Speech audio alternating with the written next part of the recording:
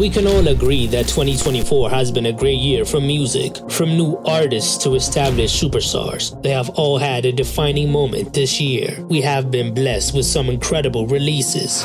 In this video, we look at my top 5 best albums of 2024 so far. I will also include some honorable mentions at the end. Brat by Charli XCX.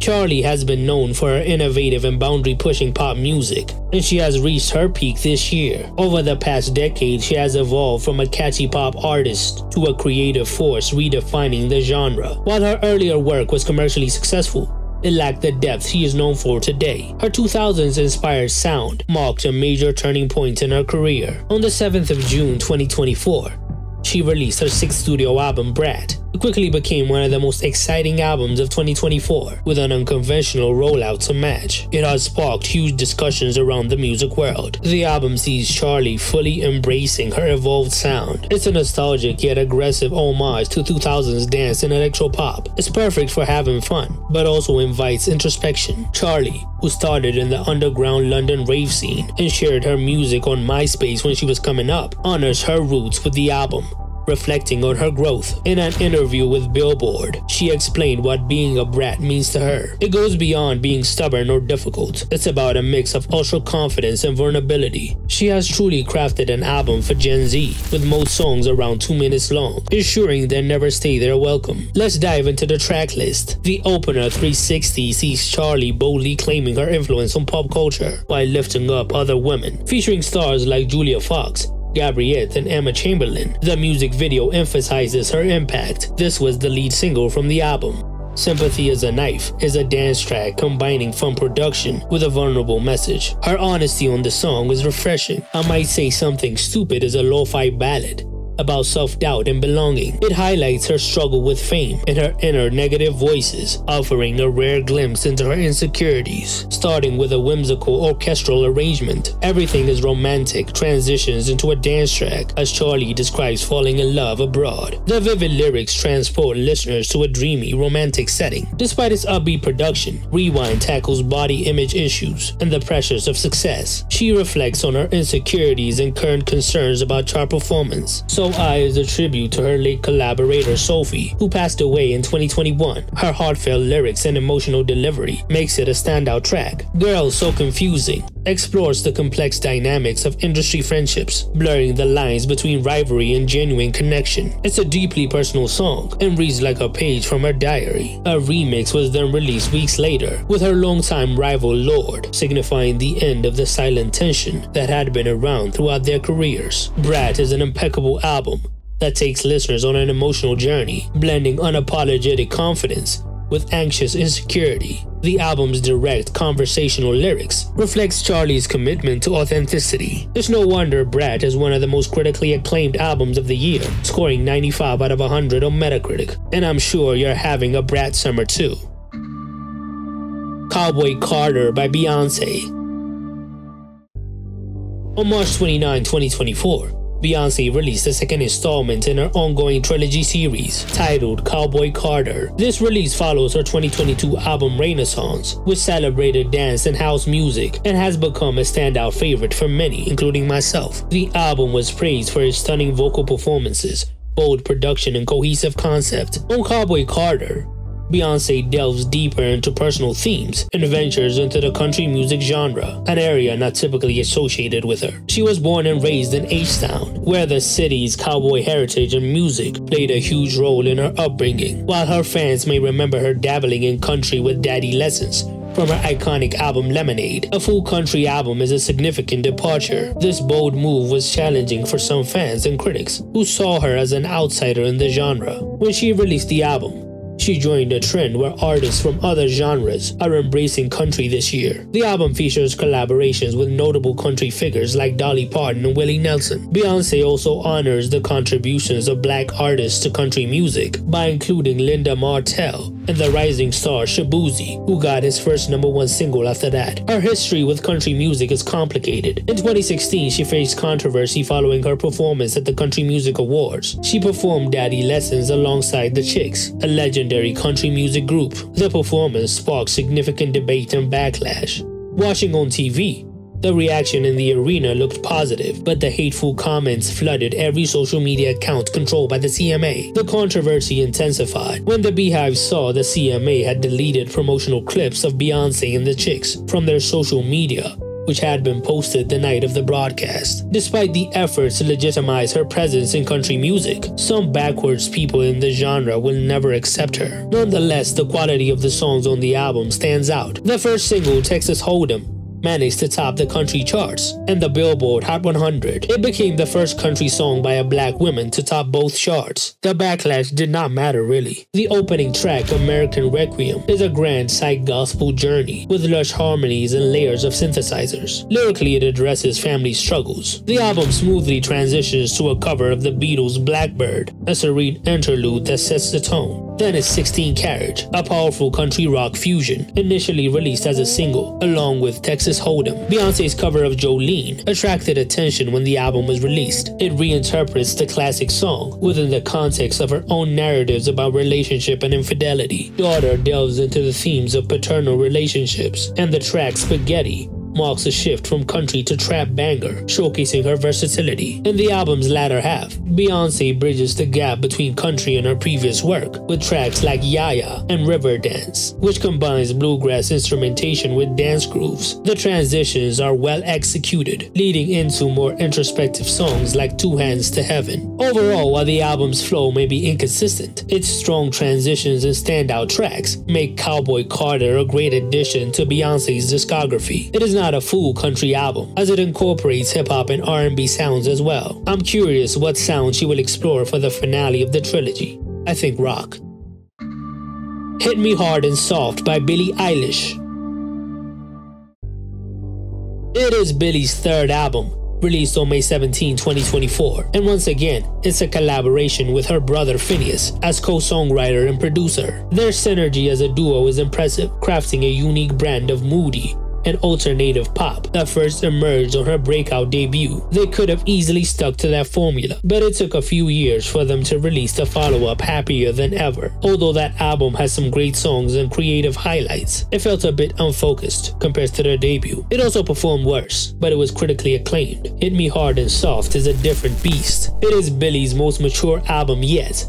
With a tight, straightforward 10-track list, the lyrical themes dive into lust, desire, attraction, and relationships.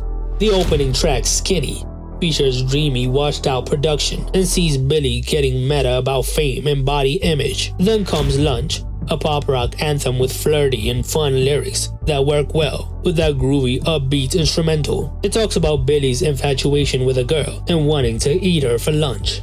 I feel that. It was the first single from the album, peaking at number 5 on the Billboard Hot 100. The album then moves into a series of breakup ballads, where it hits its lyrical stride. Chihiro is a dreamy, broken-hearted dance floor track with grooving bass lines and sparkling synthesizers. Birds of a Feather is a complete bop with a sparkling guitar groove. It is the second single from the album and has become a standout hit. It went super viral on TikTok and has accumulated 552 million streams on Spotify already. Wildflower and The Greatest offer acoustic vibes with dramatic highs, exploring love triangle tension and unreciprocated passion. L'Amour de ma vie is a lighthearted breakup track with a fun 90s pop rock vibe. It then subtly shifts into a driving rhythm with great synths and auto-tuned vocals in the second half, creating an interesting clash of sounds. The Diner has a weird instrumental and vocal effect. Billie's vocals are hard to make out, but it is somehow infectious. Bittersweet is a unique track with over-processed vocals, shifting from an epic synth intro to a low-key banger. The closing track, Blue, is a masterpiece that ties together the themes and ideas from the album. It is the perfect closer. Overall, Hit Me Hard and Soft is a great album with great songwriting and production. It is more focused than her previous albums. Billie and Phineas' songwriting abilities have matured, making it one of their best works. Eternal Sunshine by Ariana Grande.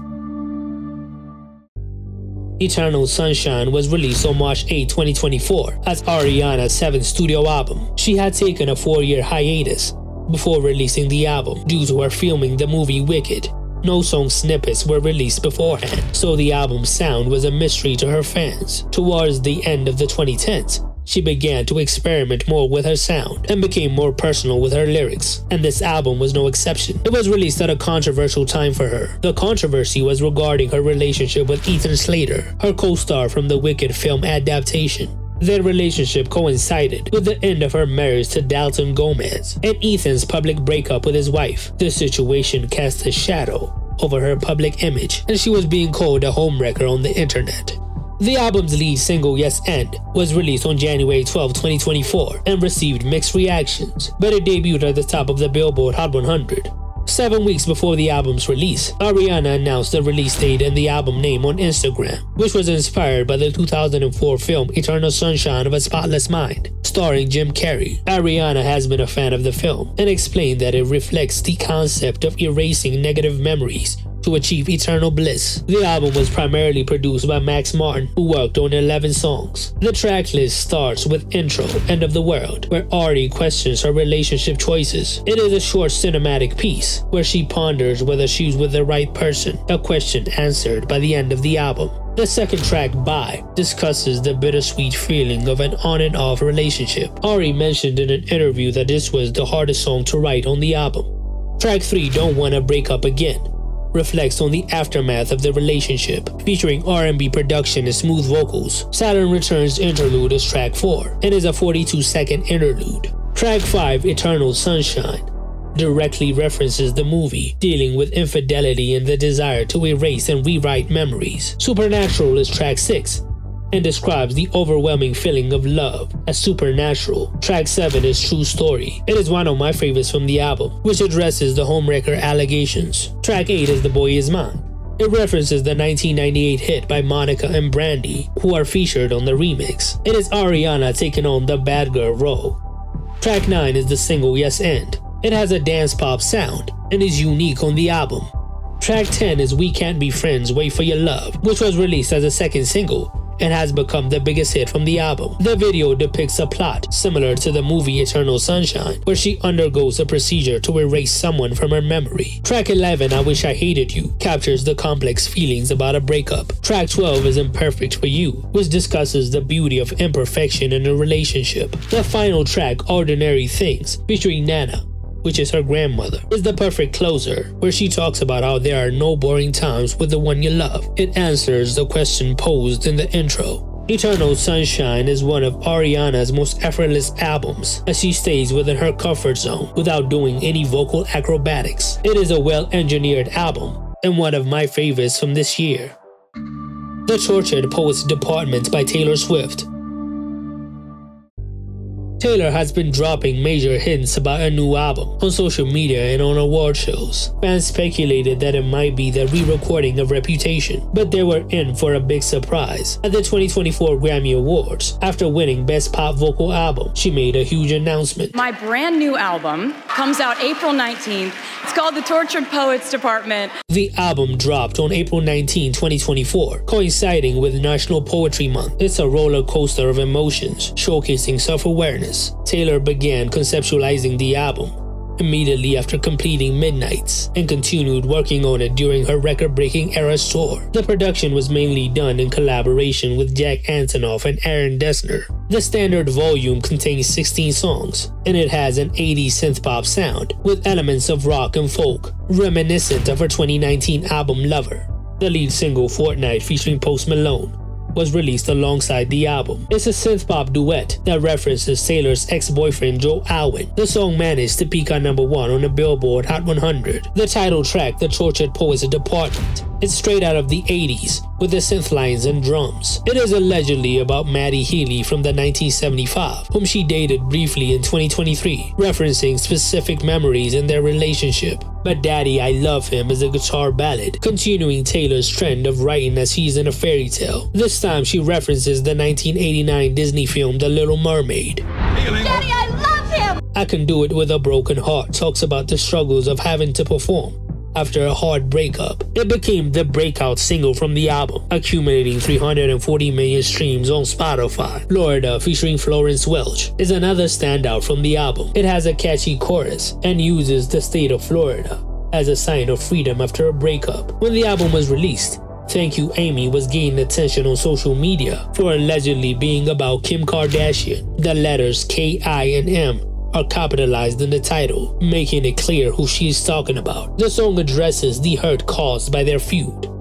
Even though I don't like long albums, this one has grown on me a lot. It has grown on many people as well, as it has spent a total of 12 weeks at number 1 on the Billboard 200, accumulating 4.5 million units so far in the US, making it the best-selling album of 2024. Other albums I loved listening to this year were Radical Optimism by Dua Lipa, Empathogen by Willow, Porque Diaz by Kali Uchis, Super Real Me by Elite, Tyler by Tyler, and The Secret of Us by Gracie Abrams. Check them out.